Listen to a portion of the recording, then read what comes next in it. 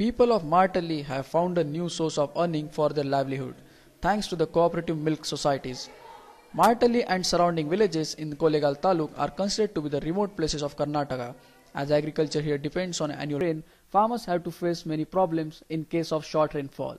Government has failed to provide the irrigation facilities and employment opportunities. The year, this had led people to migrate to the big cities for their livelihood. But rise of cooperative milk societies has provided people a source to earn money. ಈಗ ಏನಂದ್ರೆ dairy ಬಂದ ಮೇಲೆ ಈ ಹಸುಗಳು ಬಂದು ಹಾಲು ಕರೆದ್ರೆ ಒಂದು ವಾರಕ್ಕೆ ಒಂದಕ್ಕೆ ನಮಗೆ ದುಡ್ಡು ಬರ್ತದೆ. ಅದಕ್ಕೆ ಖರ್ಚಿಗೆ ಆಯ್ತದೆ. ಇಲ್ಲಾದ್ರೆ ನಾವು ಕಾಡ್ಲಿಯೇ ಕೆಲಸ ಮಾಡಿಬಿಟ್ಟು ಡೈರಿ ಬರೋದಕ್ಕೆ ಮುಂದೆ ಇಲ್ಲಿ ಹಾಲು ಇಲ್ಲಿ ನಮ್ಮದು ಹಾಲು ಡೈರಿ ಇಲ್ಲಿ ಬಂದಿಲ್ಲ.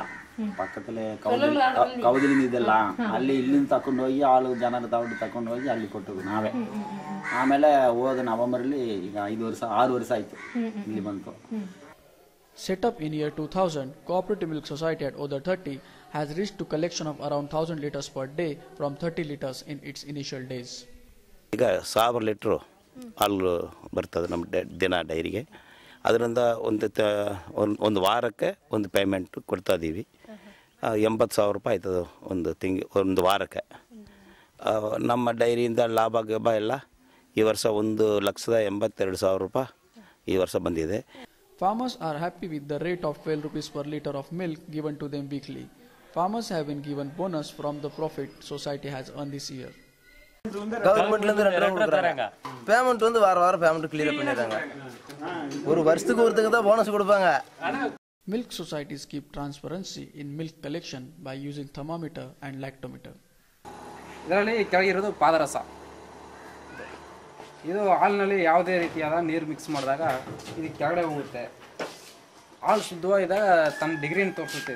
ಇದರಲ್ಲಿ ಉಷ್ಣತೆ 30 ಡಿಗ್ರಿ ಇದ್ದಾಗ ನಾವು 2 ಡಿಗ್ರಿ ಜಾಸ್ತಿ ಸೇರಿಸ್ಕೋಬೇಕಾಗುತ್ತೆ. Cooperative Milk Society is planning to arrange loan facility for farmers to buy new cows.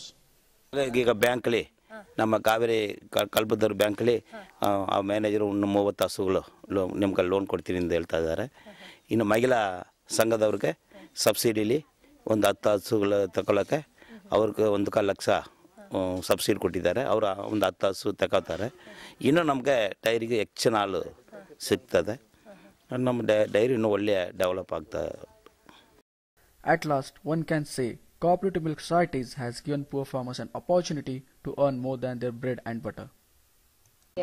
ಮಾಟಲಿಗೆ ಬೆಳಗ್ಗೆ ಒಂದು 15, ಸಾಯಂಕಾಲ ಒಂದು 15.